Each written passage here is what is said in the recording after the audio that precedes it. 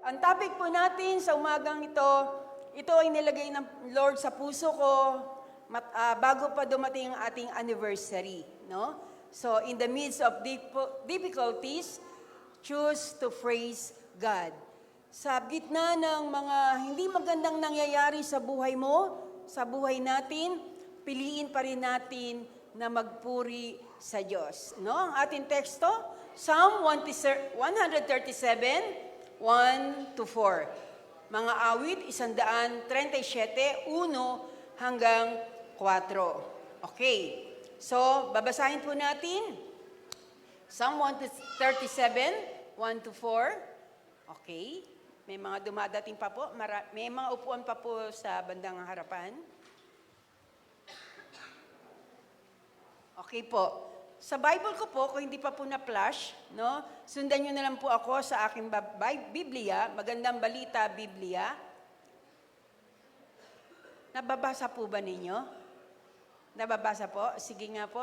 Kasi hindi ko mabasa. Basahin po natin. Sa tabi ng mga ilog ng Babylonia, doingay,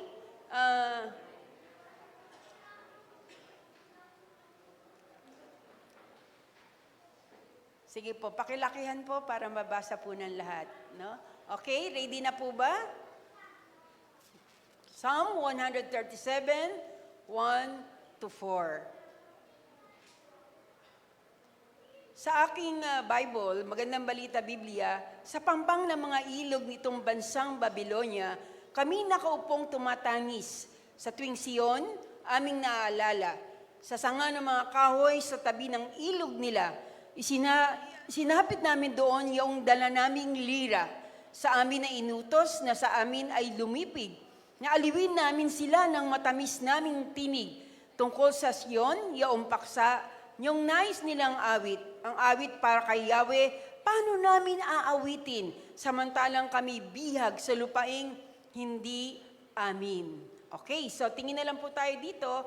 So, muli, mamaya babasa uli natin to pag okay na po yung ating monitor. So, tingin na lang po kayo dito dahil mamaya babasahin uli natin yon. Okay, sino po sa atin ang nakaranas na ng ganitong sitwasyon, kalagayan, kagaya ng naranasan ng mga Israelita? Naranasan na po ba natin na nalagay tayo sa isang lugar o sitwasyon hindi natin inaasahan, no? Na naging dahilan kung bakit tayo alalang-alala at bakit tayo masyadong nalungkot, no? Halimbawa ay nawalan ka ng trabaho, bumagsak ka sa board exam, no? Na ang kalagayan ng iyong negosyo ay palala ng palala o kaya naman ay nagkaroon ka ng sakit na hindi mo inaasahan. Isang malubhang sakit, halimbawa cancer, no? So, may mga tao na napapatanong na lang sila, Diyos, nasaan ka? Naranasan na po ba natin yung ganitong kalagayan na wala tayong masilungan, wala tayong mapuntahan, no? So, dumating ka na ba sa punto na ganito ang nangyayari sa iyo, no? Na hindi mo hiningi na yung mga bagay na ito at hindi mo siya hiningi at hindi mo pinangarap, subalit dumating sa iyo sa buhay mo yung ganitong kalagayan, no? At ang malala pa, hindi mo alam kung kailan matatapos yung ganitong sitwasyon. Tama po ba? So nakakalungkot dahil maraming mga tao, maging Kristiyano nga, na nasa ganitong kalagayan pero wala silang ginagawa. Nakakain sila ng takot, nakakain sila ng hirap, nakakain sila ng mga bagay na nagpapalala ng kanilang sitwasyon. Na imbis na gumanda ang kanilang sitwasyon ay hindi dahil nagpapadala sila sa mga bagay na nararanasan nila o sa sitwasyong kinaharap nila. At sa ating context, sa Psalm 137, 1 to 4, no, ganito po ang karanasan ng mga Israelita. Yan po, yung Psalm 137, 1 to 4 na ating binasa, nandito po sila sa kalagayang devastated. Talagang hinang-hina sila. Wala silang alam na sulungan, wala silang alam na puntahan na sino ang tutulong sa kanilang kalagayan, no? Dahil alam natin na mga Israelita ay pumasok sa gitong sitwasyon na kung saan tinatanong nila ang Diyos, Diyos, nasaan ka? No? Dahil during that time, yung nation na Israel ay na-invade ng mga Babylonians, ng kanilang mga kaaway. Sinakop sila ng mga Babylonians, no? Dinestroy nila yung capital ng Israel na walang iba kundi ang Jerusalem. Winasak nila ang kanilang mga bridges, ang kanilang mga roads, ang kanilang mga gates. Winasak nila ang kanilang temple. Kaya nga, alam natin yung templo na ginawa ni Haring Solomon, yung first temple, ito po ay winasak ng mga Babylonians. No? So, talagang hinang-hina sila. Hindi nila alam kung anong gagawin. And they were in exile for almost a year. Almost a decade. Ilang taon na nasa pagkaalipin sila. At sila ay ginawa ng masama ng kanilang mga alipin, ng kanilang mga Babylonians na ito. At alam natin yung istorya ng Israel, ng 1948 lang sila nakatanggap ng tinatawag na freedom, kalayaan. Biruin nyo, no? Sa tagal-tagal ng kanilang karasan na napakahirap, noon lang sila nakalaya noong 1948. At merong kasaysayan pa yan na ang Pilipinas ay lubos na pinasalamatan ng mga Israel dahil isa na lang kailangan pumirma para maging totoong nasyon ng Israel. At ang isang pumirmang iyon ay isang Pilipino na walang iba kundi si Carlos P. Romulo. No? So, ang kasaysayang ito ay during that time, pinersa ng mga Babylonians ang mga Israelites na pumaroon sa kanilang bayan. Naiwan nila ang Israel, iwan nila ang Jerusalem, at binihag nila ang 700 men. Pumili sila ng matatalinong lalaki. Pumili silang makikisig na lalaki. Pumili sila ng mga artistic na lalaki at mga taong kapaki-pakinabang sa kanilang paningin. At isa na dito, sa napili ay si Daniel at yung kanyang tatlong kaibigan. Si Daniel, si Mesak, si Sadrak at si Abednego ay nakasama doon sa 700 men na kanilang kinuha. Pinilit na umalis sila sa Jerusalem at dinila sila sa Babylonia para maglingkod sa kanilang gobyerno. At dahil nakita nila na matatalino ang taong ito, ay ginawa nila na isa sa mga nasa panunungkulan. No? At lumantad ang isang propeta sa Jeremiah 28. Basahin niyo na lang sa Jeremiah 28. No? Lumantad ang isang propeta mula sa Huda na sinabi niya sa bayan ng Israel, 2 taon na lang ang inyong paghihirap at makakalaya na kayo. At inasahan to ng mga Israelita na 2 years na lang ang kanilang pagtitiis at makakalaya na sila. Datapwat, lumantad ang isang propeta na ang pangalan ay si Jeremias. Na ang sabi ni Jeremias, kasinungalingan na sinabi ng propetang yan, si Hananiah. No? Sabi kasinungalingan ang sinabi niya na hindi lang 2 taon. Hindi tayo makakalaya sa loob ng 2 taon pa. Hindi, kundi ang sabi ni Jeremias, sabi ng Panginoon, ang pagkabihag ng Israel ay tatagal ng 70 years. Napakatagal. No? Mababasa natin yan, sulat nyo na lang sa Jeremiah 25, 11 to 12, at Jeremiah 29, verse 10. Na tama si Jeremias. Ang Diyos ang nangusap sa kanya at sinabi sa kanya, ang sinabi ni Jeremias, huwag kayong maniwala sa kanya. No? Mahirap ang pinagdadaanan ninyo, mahirap pinagdadaanan natin, subalit hindi agad ito matatapos. Kundi ang sabi ng Panginoon, magkakaroon pa ng ilang taon pa, 70 years pa tayong mapapasa ilalim sa pagkaalipin ng mga Babylonia. No? So, nagkaroon sana sila ng konting pag-asa. Pero yung konting pag-asa na yun ay nawala. Nang sabihin ni Jeremias na hindi 2 taon, kundi 70 years pa tayong maghihintay. No? At noong time na yon, wala silang balita kung anong nangyayari sa kanilang bayan. Nang tanging alam lang nila na wasak ang kanilang mga gate, wasak ang kanilang mga roads, wasak ang kanilang mga bridges, na winasak ang kanilang templo ng kanilang kaaway. Kaya nga sa talatang 1 ng Psalm 137 na binasa natin kanina, verses 1, 2, and 3, naiyak ang mga Israelita. Napaiyak sila. Napaiyak yung mga Israelita dahil ang tagal pa pala ng kanilang pagtitiis na mangyayari sa buhay nila.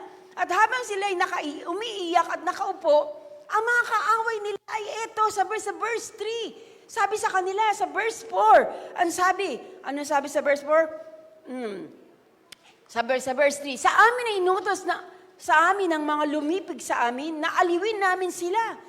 Ito, no? Kasi sila yung mga servants, sila yung mga alipin. Kaya kahit ano sabihin ng mga Babylonian, dapat silang sumunod. Kaya sabi ng mga Babylonian sa kanila na sila umiiyak at tumatangis. Patungkol sa kanilang bayan, ano po nangyari? Sabi ng mga lumulipig sa kanila, inutos sa kanila na alawin sila para silang ginawang, anong tawag doon, yung mga nag-aaliw, yung mga ang tawag doon, yung mga nasa circus. Yung parang parang gawin silang ganon, no? Clown, gawin silang clown. Na sabi, aliwin nyo kami. Sabi ng mga Babylonia, sabi doon sa verse 3, inutos sa amin na aliwin sila ng matatamis namin tinig tungkol sa Sion, yung paksa yung nais nilang awitin. Ano ba yung inaawit nyo sa lugar ninyo? Ang balita ko, mga awit kayo, mga Israelita. Ngayon, ang inyong mga plauta, ang inyong mga alpa, kunin ninyo at aliwin kami. Sabi sa verse 4, kaya sinabi na sa verse 4, ang awit para kay Yahweh, paano namin aawitin? Yun lang yung alam nilang awit Awit para kay Yahweh. Paanong awitin namin ang awit sa Panginoon sa ibang lupain? Bakit? Paano kami makakaawit? Kung nandito kami sa ibang lupain, kung nandito kami sa exile, kung nandito kami na alipin ng mga taga-ibang lupain, paano kami makakaawit? Umiiyak nga sila, tumatangi sila sa kanilang kalagayan, no? Na parang tayo din na hirap na parang tayo din naman na hirap na magpuri pagka wala tayo sa magandang kalagayan. Kaya yung naranasan ng mga Israelita, minsan nakaka-relate tayo, mga Christians. Tama po ba? Bakit may mga Christian, mga Christian, parang hirap nating itaas ang kamay. Parang hirap nating humiyaw ng papuri. Parang ang hirap nating ibuka ang bibig natin pag umaawit tayo. No? Dahil hindi perpekto ang ating kalagayan. Dahil nandun tayo sa kalungkutan. At nandun tayo sa hindi maayos na kalagayan. Amen po ba? Naranasan niya ng mga Israelita. Ang sabi nila, paano kami makapagpupuri kung nandito kami sa pagkaalipin? Kaya ang ginawa ng mga Israelita, tinago na nila yung kanilang mga alpa, yung kanilang mga instrumento. At hindi na sila umawit doon sa lugar na kung saan alipin sila ng mga kaaway. Amen? At minsan mga kapatid, listen, no? Alam nyo, gustong-gusto ko na itong talagang ituro noon pa. Tayo rin ng mga Kristiyano, para bang minsan nakalimutan natin to, alam natin na dapat purihin ang Panginoon. Dapat sambahin siya ng ating buong puso, pero mga kapatid, parang nakalimutan na natin. Tayo ba ay linggo-linggo nasa problema? Tayo ba linggo-linggo ay nasa kalagayang hindi maganda ang buhay? No? Hindi ba perpekto ang ating kalagayang pisikal? May sakit ka ba't karamdaman? Pero tandaan po natin, kung tayo po ay nasa difficult times, nasa tough times, merong hindi magandang nangyayari sa ating mga buhay, hindi magandang ating kalagayan, meron tayong choice. Pwede tayong mamili. Pupurihin ba natin ang Diyos? O magrereklamo na lang tayo? Amen? Amen? Mamimili tayo, either you are in victory or yung difficulties na ito, manatili ka bang nasa dipit o magpupuri ka sa Panginoon? It is a matter of choice every day. Pwede tayong mamili kung ano dapat natin gawin, no? Pero tandaan po natin, sa gitna ng mga karamdaman, sa gitna ng sakit, sa gitna ng problema, sa gitna ng paghihirap, sa gitna ng pangit na sitwasyon, dapat piliin pa rin natin magpuri sa ating Panginoon. Amen? Amen. Malakas na palakpak para sa Panginoon. Choose to praise the Lord. Mga kapatid, hindi porket dumadami na tayo, malilimutan na natin yung pagpupuri. Alam nyo, nung nagsimula ang church nito, kakaunti pa lang kami. Pero alam nyo po ba, ilan lang kami dito? Mga 30 lang kami. Pero ang lakas namin magpuri. Dumadagundong yung lugar na ito. Para po bang kasama namin yung mga anghel sa langit na nagpupuri rin sa Panginoon. Lahat kami napupuspos ng banal na Espiritu. Lahat kami pag-uwi namin, sayang-saya kami. Dahil nakita po namin na gumalaw at kumilis ang Diyos sa aming pagpupurit, pagsamba pa lang. Hindi pa nagtuturo na salita ng Diyos, revive na kami. Hello? Hello? Hindi porket dumadami na tayo, papabayaan natin yung ganitong uri ng pagpupuri sa Diyos. Amen po ba? Amen po ba? Mga kabataan, kayo ang pinakamasigla dito, pinakamalakas dito. No, dapat makita sa atin yung pinakamahusay na mapuri. Pagsamba sa Diyos. Number 1, bakit tayo dapat magpuri? Ito ay review na lang kasi alam na ninyo to noon pa. Pinapaalala natin. Number 1, because praise is a weapon. Ang pagpupuri at pagsamba sa Diyos, ito ay isang armas. Ito ay isang armas na binigay sa atin ng Diyos. Panlaban sa ating kaaway. Amen po ba? May nangyayari kapag tayo nagpupuri at sumasamba sa Diyos. Kung nais mong maranasan ang breakthrough, praise God. Magpuri ka sa Diyos. Kung nais mong encounter ng Panginoon at maranasan ang presensya niya, purihin mo ang Panginoon.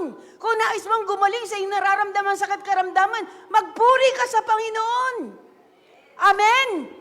Amen? Praise the Lord. Ako, naranasan ko po yan. Dahil sa pagpupuri sa Panginoon, pinagagawa ko. Naranasan ko po dito na bago ako magturo, hindi ako makalakad na mabuti. Sakit-sakit ng tuhod ko. Pero nung nagpuri ako sa Panginoon, Lord, tulungan mo ako. Gusto kong maluwalhati at maparangalan ang pangalan mo. Hello? Mga kabataan, hindi pa masasakit ang tuhod ninyo, pero kami mga matatanda, masasakit na tuhod namin. I'm 3 years old, pero praise the Lord. Upang tumalon para sa Panginoon. Amen po ba? Amen. Praise the Lord. Balakpakan natin ang ating Panginoon. Kahit matanda, kahit senior na, pwede tayong magpuri ng masigla para sa Kanya. Dahil gustong-gusto ng Diyos ang pagpupuri. Tandaan nyo, kaya nilikha niya ang mga anghel sa langit para may magpuri. Kaya nga binagsak si Lucifer dito sa lupa dahil ayaw na ni Lucifer na magpuri sa Diyos. Na ang purihin ng mga anghel ay siya. At hindi pa pwede yun. Kaya binagsak siya dito sa lupa. Amen po ba? Amen po ba? So, the only thing you must do is to praise the Lord. Sabi sa Psalm 100, no? Verses 1 to 5. Mga awit 100, 1 hanggang 5.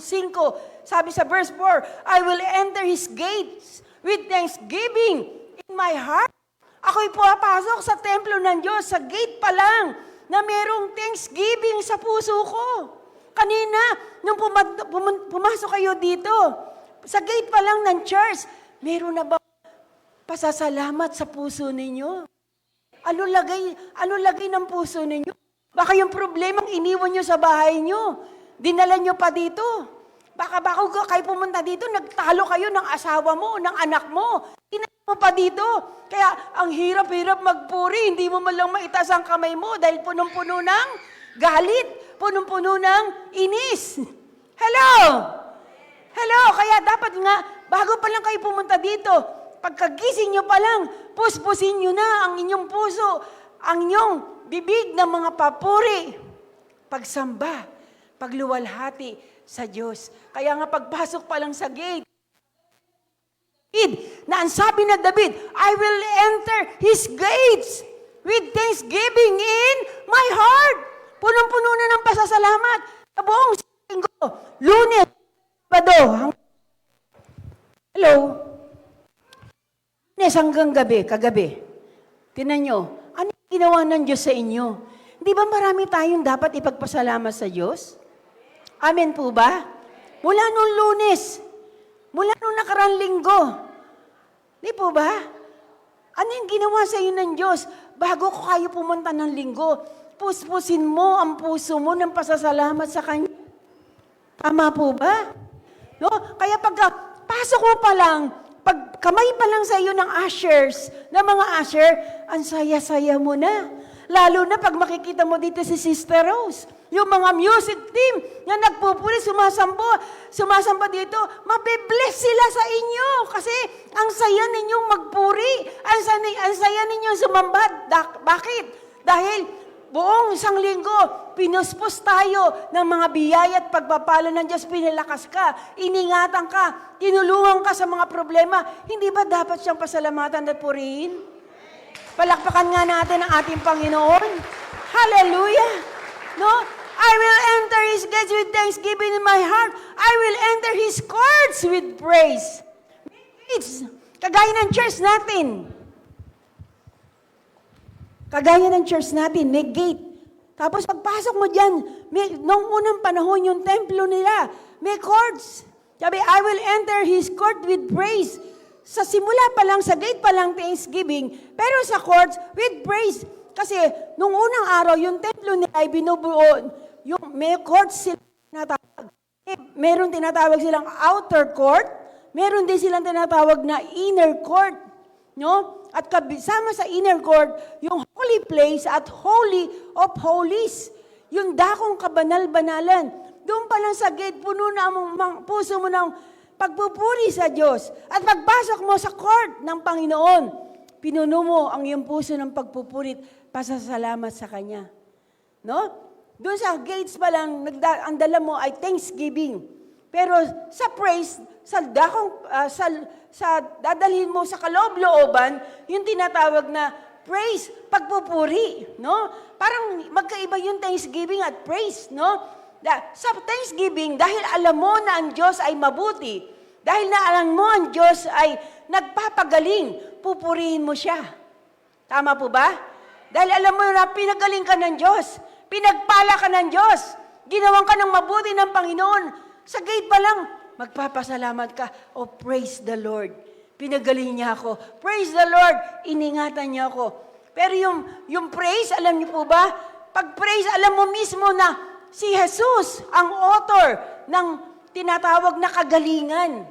Alam mo, pag alam mo na si Jesus ay nagpapagaling. Tama? Ngayon, ang praise iba sa thanksgiving. Ang praise, pupurihin mo siya dahil alam mo na siya ay nagpapagaling. Pinagaling ka man niya o hindi, pupurihin mo siya. Yun ang kaibahan. Sa praise, kahit hindi ka niya pinagaling, pero alam mo pa rin na siya ay nagpapagaling, kaya ang gagawin mo, kahit hindi ka niya pinagaling, pupurihin mo siya. Sino dito? Meron pa rin inaasam, may sakit pa rin, at hindi ka pa rin pinapagaling, hindi mo pa rin naranasan yung kagalingan. Kaya mo bang magpuri sa Diyos? Praise yun. Tama? Pag pinagaling ka, thanksgiving. Kasi pinagaling ako ng Diyos, kaya nagpapasalamat ako sa Kanya. Pero hindi ka pinagaling, hindi ka ba magpapatotoo? Hindi ka ba magpapasalamat? Kahit may sakit ka pa, kahit nilalagnat ka pa ngayon, kahit may nararamdaman kang hindi maganda sa katawan mo ngayon, dapat mo pa rin piruin siya because of who He is. Dahil siya ay siya nga. Dahil alam mo, kahit di ka pinagaling ng Diyos, alam mo pa rin siya ang dakilang manggagamot. Palakpakan natin ang ating Panginoon. So, ibig sabihin niya, number 2, na dapat nating maintindihan patungkol sa praise, praise is not affected by circumstances.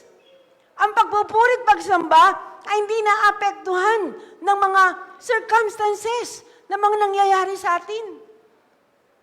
Amen? No? Naniniwala ka pa rin, nagpapagaling siya, kahit hindi ka niya pinagaling. Pero alam nyo, marami dito pinagaling ng Panginoon. Si Sister Malu, andyan ba? Taas mo kamay mo. Alam nyo, salamat sa Diyos. Bukas birthday niya. Iyo ka nga, Sister Malu. Tingnan niyo po siya. Sa tingin niyo po ba may sakit siya? Tingnan niyo po. Sa tingin niyo po ba may sakit siya? Alam niyo po siya, ilang buwan niyang nakipagbaka sa sakit na cancer. Meron siyang breast cancer. Pero sa lahat ng may cancer, pag dadalawin namin siya, ang saya-saya niya. Hindi mo makikitang may sakit siya. Kaya alam nyo, na yung PET scan niya, last PET scan niya, wala na po siyang cancer. Yun po ay sa biyaya at tulong ng Panginoon. Happy birthday, Sister Malu, no? Bukas. Kaya sabi niya, praise the Lord, salamat sa Diyos. Yung mga classmate ko sa Jose Reyes, sabi niya, mga classmate ko, 20 daw sila magkaka-classmate doon, lahat sila may cancer. Sabi, 6 o 7 sa kanila ay patay na. Pero salamat sa Diyos, siya'y binigyan ng Diyos ng kalakasan at buhay. At alam ko, pinagaling na siya ng Panginoon. Amen? Palakpakan natin ang Diyos. Bakit? Dahil naniwala siya, kahit may cancer siya. Sinabi niya, Lord, alam ko, wala akong sakit. Di ba, Sister Malu? Yan ang sabi ko sa kanya, huwag mong tanggapin yung sakit mo na yan. Sabihin mo, wala kang sakit. Kaya lagi niya sinasabi, wala akong sakit. Wala akong cancer. Pero praise the Lord. At ngayon, binigyan siya ng Diyos ng kagalingan. Purihin ang Panginoon. Amen? So, kahit hindi ka ba pinagagaling ng Diyos, maniwala ka na siya pa rin ang dakilang manggagamot. Kahit na wala ka pang pera, pero alam mo, naniniwala ka, God will provide. He is our Jehovah Rapha. He is our Jehovah Jireh. Siya ang Diyos na nagpapagaling. Siya ang Diyos na nagbibigay ng biyaya at pagpapala. Kahit wala ka pang pera, kahit hindi ka pa mayaman, pero sumasampalataya ka, hindi ka pababayaan ng Diyos, magpapalain ka ng Panginoon. Amen? No? At makikita mo yung katugunan ng Panginoon sa iyong mga pangangailangan sa araw-araw. Kahit na alam mo, balitang-balita to sa internet, sa Facebook, yung namatay na Kristiyano, no? Pag-pray niyo po yung kanyang pamilya, si Brother Charlie Kirk, namatay siya, Kirk, no? Sa biyaya ng Diyos at 31 years old. 31 years old. Pero praise God, namatay siya na taas ang noo dahil kailanman hindi niya tinakwil ang kanyang pananampalataya. Amen? Napakaganda ng kanyang ministry. Pumupunta siya sa mga school sa Amerika. Pumupunta sa mga school para ibahagi ang katotohanan.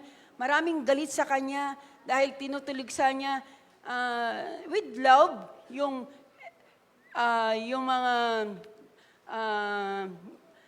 mga ginagawa ng mga kabataan, abortion, laban siya sa abortion, laban siya sa mga ginagawa ng maraming kabataan ngayon. Tinutulungan niya yung kabataan na makilala nila si Jesus. Pero namatay siya, kailan lang, September 10, sa hindi magandang kamatayan. Binaril siya dito, no? Merong nag-assassinate sa kanya. Pero praise the Lord. Bakit? Namatay siya na nasa kanya ang malaking pananampalataya sa Diyos. At hindi, ang Kristiyano kahit mamatay, hindi tayo lugi. No? Kaya nga, nasa kanya, sabi niya, for me to live is Christ and to die is gain. Ang mabuhay ay kay Kristo, pero kung mamatay man ako, pakinabang pa rin. Pag Kristiyano ka, hindi ka dapat matakot sa kamatayan. Dahil ang mabuhay ay kay Kristo habang buhay ka, habang pinalalakas ka, kahit matanda ka na, maglingkod ka pa rin sa Diyos, paggamit mo yung buhay mo sa Kanya, pero kung mamatay ka, hanggang doon na lang ang buhay natin. Ang Diyos nakakaalam kung hanggang saan ang buhay natin. At huwag kayong malungkot dahil alam natin na pag ang Kristiyano mamatay, reward pa rin niya yun. Bakit? Makakapiling na niya yung kanyang Panginoon na pinaglingkuran. Kaya sabi ni Pablo, for me to live is Christ and to die is gain. Ang kamatayan ay gain pa rin para sa kanya. Amen. Ganon din kay Charlie. No? Salamat sa Diyos. Pero kahit nangyari yung kay Charlie, pero nananampalataya pa rin tayo. Dapat pa rin natin purihin ang Diyos dahil alam natin, siya pa rin yung Diyos na nagliligtas. Amen? Araw-araw, nililigtas niya tayo sa lahat ng panganib at kapahamakan. Amen? Kaya dapat mo nga purihin siya. No? And it's my duty, brothers and sisters. No? Katungkulan ko ito, na palalahanan kayo, na kung yung mga pagkakataon, nakakalimutan nyo ng magpuri. Pinapaalalahanan ko, kapatid, huwag tayo makakalimot. Purihin natin ng Diyos dahil kailanman hindi tayo nakalimutan ng ating Panginoon. Amen? Alam ko, alam nyo ito, pero sabi nga, ang gamot, ang paalalay gamot sa mga taong nakakalimot. No? Parang, minsan madali magpuri kapag nasa maganda kang sitwasyon. Pero tandaan nyo, kahit mahirap yung sitwasyon ninyo ngayon, kahit may pinagdadaanan kayo ngayon, kahit nasa gitna kayo ng sitwasyon, magpuri pa rin kayo sa Panginoon. Kaya mo ba magpuri sa Diyos?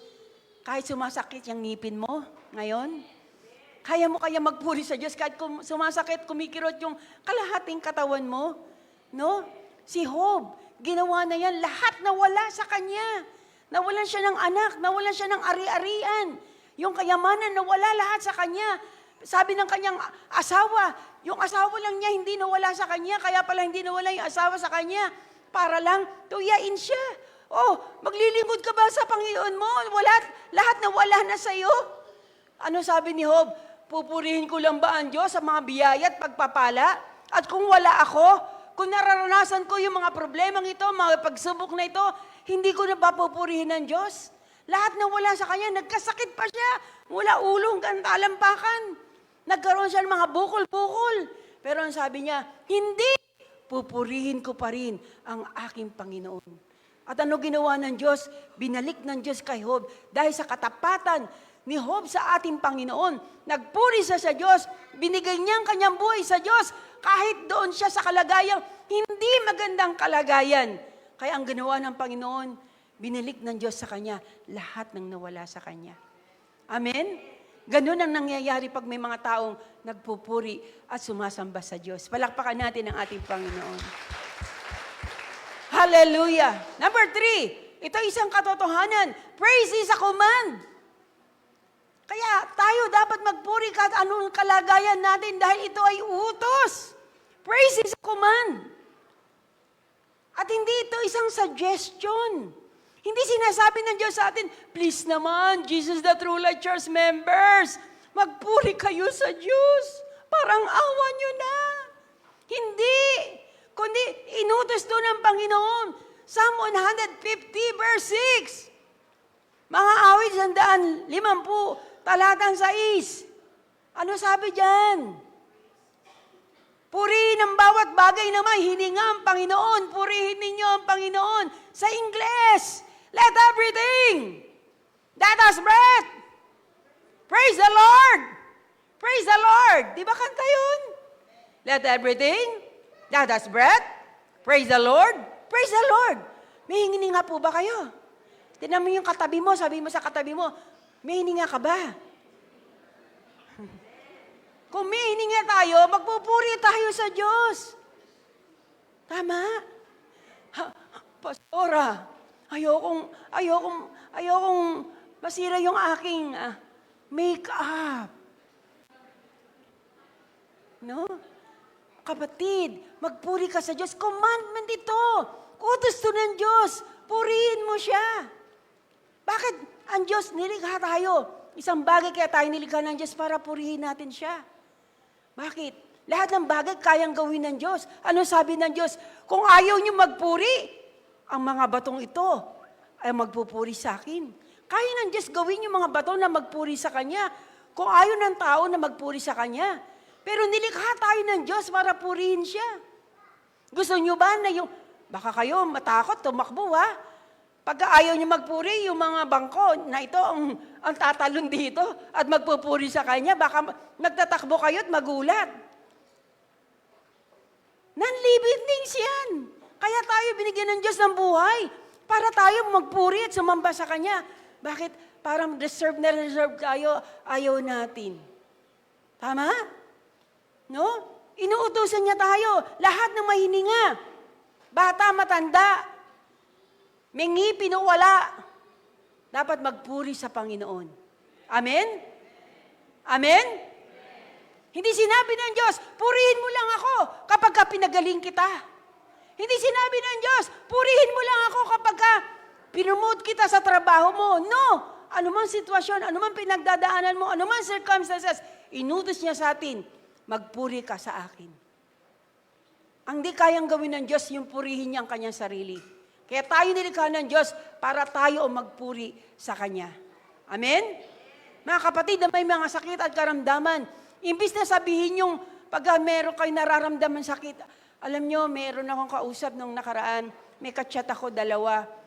Pareha sila, yung isa umattend dito nung anniversary, yung isa taga dito sa church, pareha sila breast cancer. Sinabi sa akin, alam mo, nakakalungkot, sinasabi niya, Pastora, pag sumasakit po talaga yung ko, ang hirap. Sabi ko, kapatid, alam nyo, wag mo nang banggitin yung salitang mahirap. Oo, alam namin, mahirap, masakit. No? Pero sa oras na sumasakit yung katawan mo, sabi ko sa kang dalawa, chinat ko, ang gawin mo lang, bukas mo bibig mo, purihin mo ang Diyos. Amen? No? Imbis na aray, sabihin mo, hallelujah, praise God. Imbis na magreklamo, sabihin mo, praise the Lord. May mangyayari. Pag pinuri mo ang Diyos na galing sa puso mo, yung totoong pagpupuri.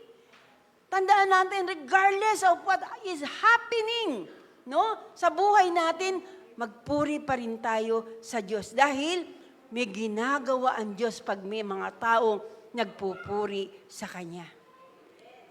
Amen? Amen? Okay, so mag-usap tayo. No? Bibigyan ko kayo ng mga different kinds of praise. Paano po ba magpuri? Okay, mabilis lang to. Number 1, lifting our hands. Dito sa church, nakakalimutan na yata ng iba magtaas ng kamay. Laging minsan naririnig sa mga song leader, mga kapatid, taas po natin ang ating kamay. Hindi na tayo dapat utusan ng mga leaders, song leaders. No? Bakit alam natin, utos to ng Diyos eh. Ano yung utos niya? Praise me! Purihin niyo ako. At paano magpuri sa Diyos? Isang paraan yung pagtataas ng kamay. Psalm 63 verse 4. Lagay natin. Sige, basahin natin. Para malaman nyo, hindi lang ito galing sa amin.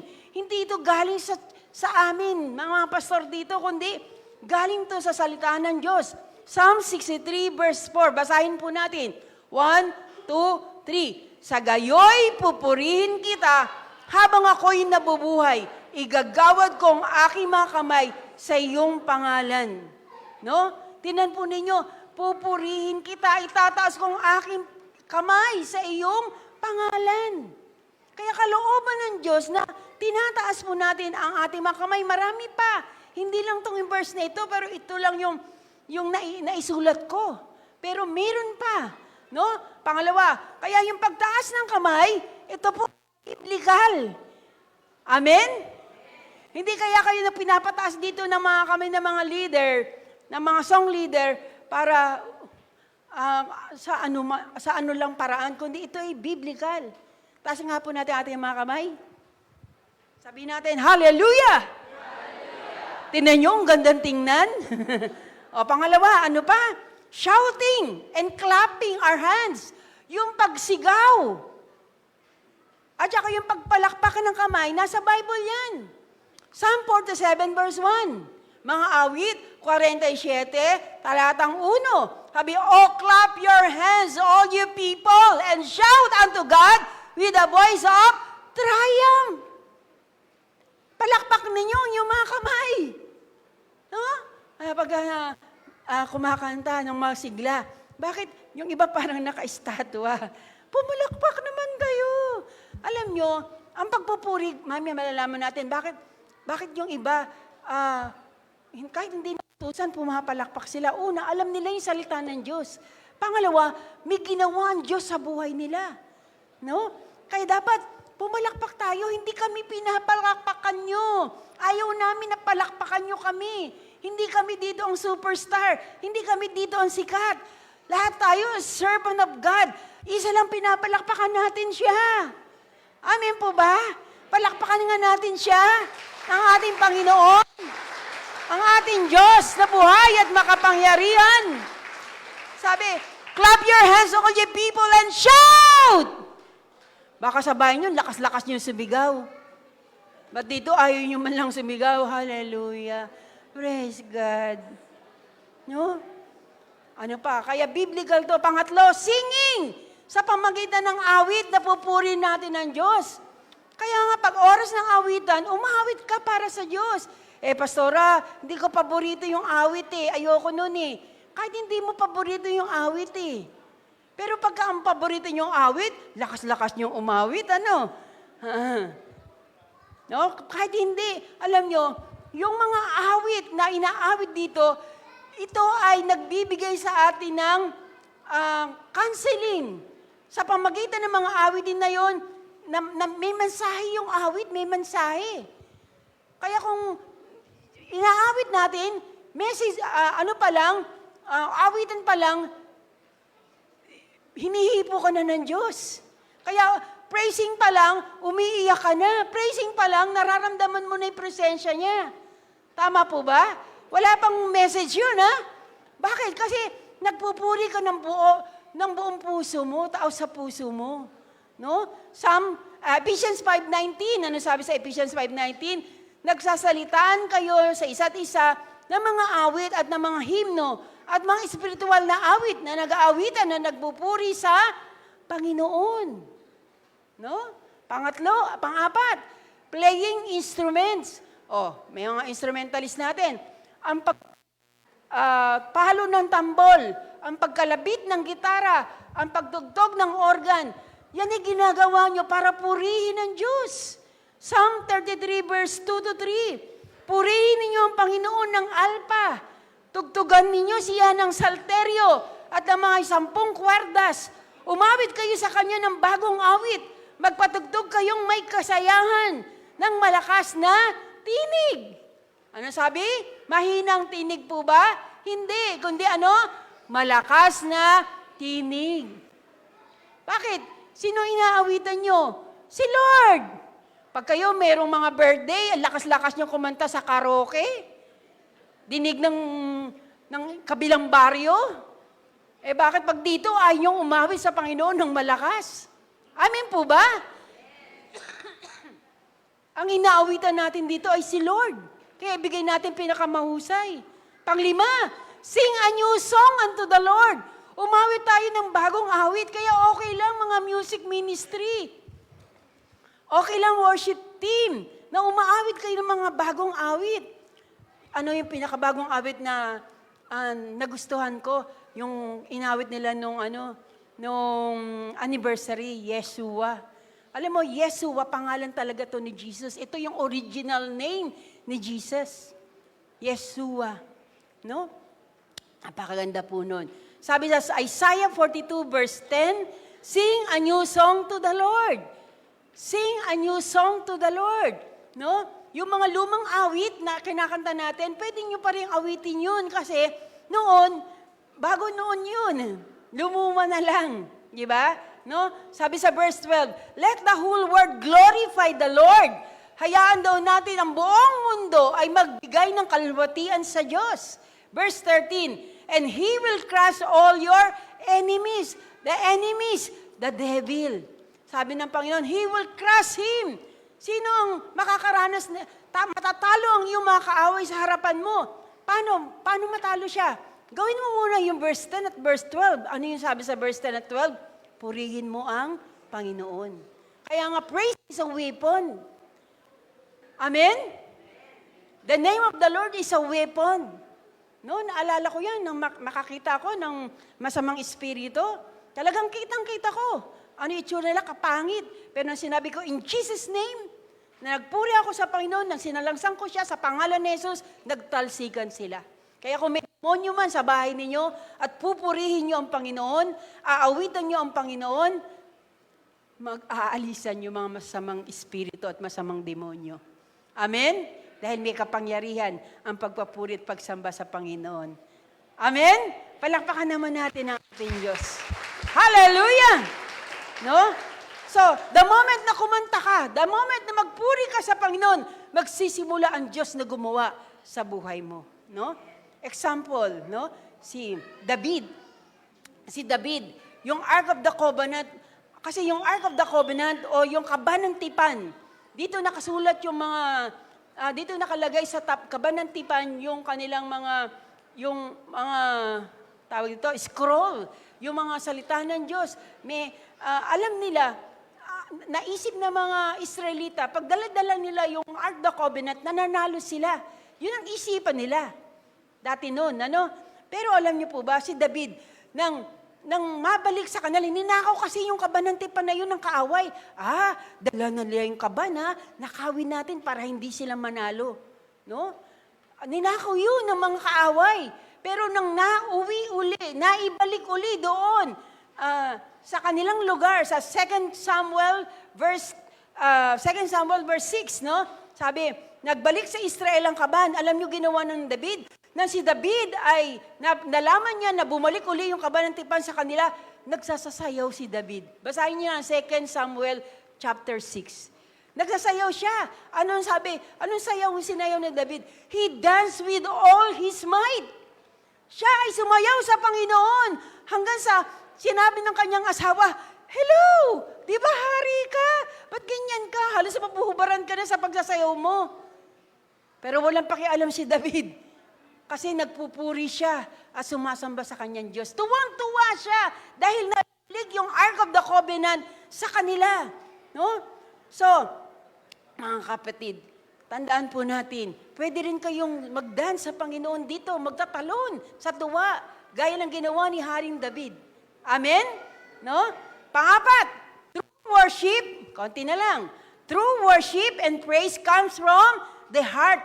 Nagmumula yun, praise and worship dapat sa ating mga puso. And it affects our whole being. Pag ang ating mga pagpupulit pagsamba ay galing sa ating puso, naapektuhan yung ating buong katawan. Kaya nga, pagkagaling sa puso mo, hindi mo alam, namamalayan, nakataas na pala kamay mo. Nakataas ang kamay mong matagal, hindi ka napapagod. Amen? Kasi nagsimula sa puso eh. Bakit nagsimula sa puso? Dahil alam mo na may madakilang bagay na ginawa ang Diyos sa buhay mo. So it is an automatic response, no, to who God is. Automatic response to dahil alam mo na kung sino talaga yung pinupuri mo. Sino ba talaga yung pinupuri natin? Hello, makinig po tayo. Sino po ba talaga yung pinupuri natin? Diyos na mga Diyos, Hari na mga Hari, Panginoon ng mga Panginoon. Amen? So, dapat ang focus ay ang ating Panginoon. Number 5, mabilis na lang. Encourage yourself to worship God. Okay. We are commanded to worship the Lord. Paano na? Ay, hindi ko feel na mag-worship eh. Hindi ko feel na mag-worship. Ang hirap mag-worship, dami kong problema eh. Pero kahit na hindi mo feel na mag-worship, kahit maraming problema, kahit na may sakit at karamdaman ka pa, ang sabi ng Diyos, purihin mo siya. No? Ngayon, kung nararamdaman mo, may pangit kang nararamdaman, anong sabi? Encourage yourself to praise God. Ganito ginawa ni David.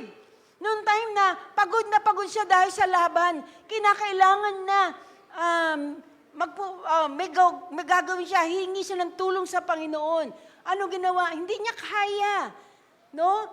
Na magpuri sa Diyos, pero anong sabi sa Bible? He encouraged himself to praise God. In-encourage niya yung sarili niya na magpuri sa Diyos. Psalm 42, 5-6, sulat nyo na lang, basahin nyo yan. He encouraged himself to praise the Lord. Kaya nga, kung hindi mo feel na sumamba sa Panginoon, encourage mo sarili mo. Hoy! Halimbawa, Alma! Bigat-bigat, Lord, hindi ko maitas kamay ko. Alma, makinig ka sa akin. Magpuri ka sa Diyos. Sabihin mo sa sarili mo. Tama? Tama? Kausapin mo sarili mo. Dapat ka magpuri sa Diyos. Siya ang Diyos mo. Siya ang hari mo. Siya ang Panginoon mo. Ano man nararamdaman mo kahit mabigat, magpuri ka pa rin sa Panginoon. Kahit may problema. Oy, may problema ka ba? Magpuri ka pa rin sa Panginoon. Amen?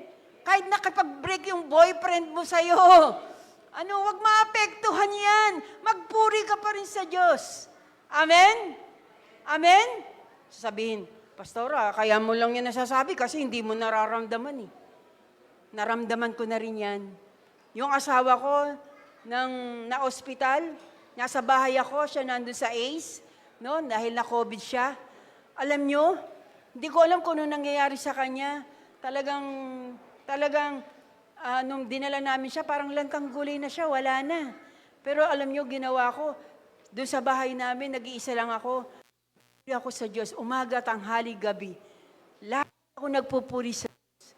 At ang Diyos ay gumawa na ako'y nagpuri sa Kanya. Salamat sa Panginoon. Binigyan niya ng kalakasan at panibagong buhay ang aking asawa. Amen?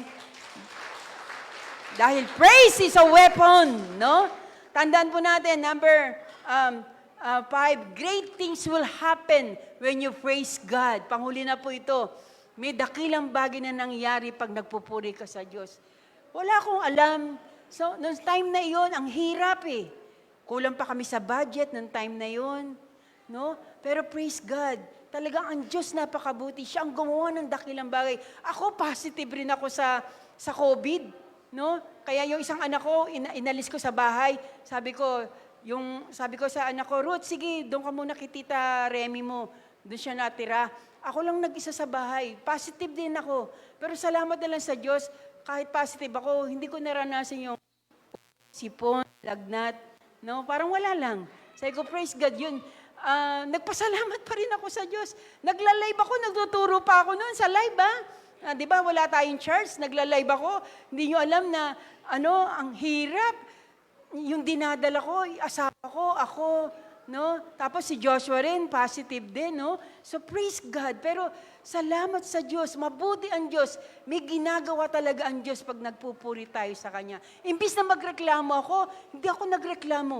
Nagpuri lang ako sa Panginoon at ginawa ng Diyos na dakilang bagay. No? Ganito rin ang ginawa sa pamagitan ng praise and worship. No? Anong nangyari? Una, yung Jericho. Sa Jericho, yung Jericho, sa Joshua verse 6, yung moog, hindi nila mapasok yung moog ng kalaban. Pero ang ginawa ng Diyos, sabi ng Diyos, libutin niyo yan. Isang araw. At sa pitong araw, ang gagawin nyo, sa 7 araw na lilibutin nyo yan, huwag kayong maingay, tumahimik lang kayo. Pero sa 7 araw, pagka sinabi ko sa inyo, na patugtugin nyo ang inyong mga instrumento, basagin nyo ang inyong mga palayok, at umiyaw kayo ng papuri sa Diyos, at alam niyo, sinunod nila ang Diyos, bumagsak yung pader. Kasi hindi nila nga yung kalaban eh.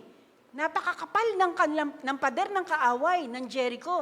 Pero dahil sa pagpupuri sa Panginoon, bumagsak yung pader at natalo nila yung kanilang kaaway. No? Sa Joshua verse 6. Ngayon, number 2. Sa 2 Chronicles 20, si King Hosapat, magkaroon ng kalaban ang mga Israel, yung Moabita, Amonita, at mga taga-bundok na Seir. 3 yung kanilang kalabay, nagkampi-kampi laban sa kanila. Napakarami, konti lang sila.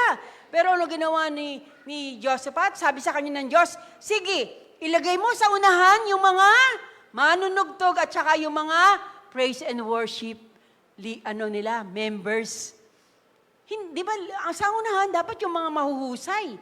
Pero hindi. Ang sinabi ng Diyos, ilagay niyo sa harapan yung mga nagpupuri, sumasamba sa Panginoon, yung mga manunugtog. At alam niyo, nung nilagay nila sa unahan, nung nagpuri sila, yung mga kaaway nila, Nagulat sila. Silang tatlo, yung kanilang kaaway, sila yung nag-aaway-away at nagpatayan. Ganun ang kayang gawin ng Diyos pag may mga tao nagpupuri sa Kanya. At panghuli, si Pablo at si Silas. Si Pablo at si Silas nasa kulungan, dahil sa pangangaral ng salita ng Diyos, ano ginawa nila? Sabi sa verse 3, sa Acts 16, nagpuri lang sila at sumamba sa Diyos. At ano nangyari? Nagkaroon ng malakas na lindol at nakalag yung kanilang mga tanikala at sila'y nakalaya. At nakakilala pa sa Diyos yung jailer. Amen? Bakit? Dahil sa pagpupuri at pagsamba sa Panginoon. Mga kapatid, tandaan nyo, anumang sitwasyon, magpuri tayo sa Diyos. Tandaan nyo, huwag nyong kalilimutan na pag-araw ng linggo at hindi lang pag-araw ng linggo, kahit sa bahay ninyo, gawin nyo yung pagpupuri sa Panginoon. Kahit nag-iisa lang kayo, sa devotion ninyo, bago kayo mag-pray, sambahin nyo muna siya. Kung wala na kayong masabi sa panalangin, purihin nyo siya. At may gagawin ng Panginoon. Sa lugar na ito, walang pipigil sa inyo kahit na kayo ay nagpupuri ng malakas para sa Panginoon. Dahil yung gusto ng Diyos, purihin natin siya. At may ginagawa ang Diyos at gagawin ng Diyos sa mga taong nagpupuri sa Kanya. Amen?